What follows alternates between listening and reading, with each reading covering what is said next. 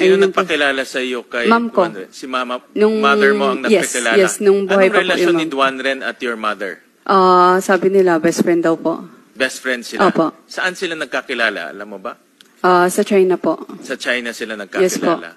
So nagkakilala sila sa China, naging best friend sila. Nung pumunta sila dito, kinuha siyang ninong mo? Bali po, ayun yung pagkasabi ng mom ko. Okay. At Opo. nung nandito na siya, siya yung naging dahilan kung bakit ka nakapasok sa Whirlwind Corporation. Siya na po yung tumayong parang parents ko na rin po.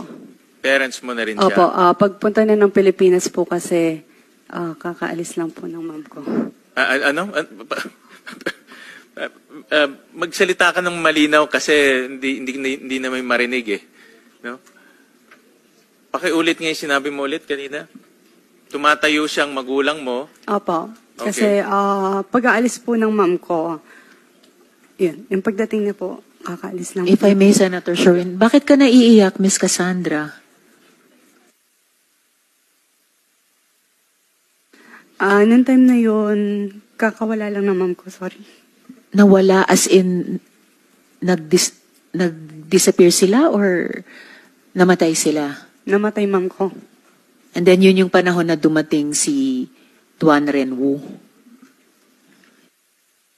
Senator Sherwin. Okay. Well, kami ay nakikidalamhati sa iyo at sa pagkawala ng iyong mother. Pero tama ba nawala ang iyong mother? Namatay ang iyong mother? Yes po, Mr. Anong year yun?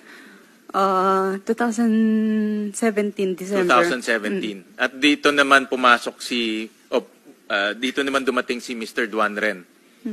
Doon mo siya nakilala. Okay. At tumayo siya parang magulang mo na. Ever since. At siya ang nagpasok sa iyo sa Whirlwind Corporation.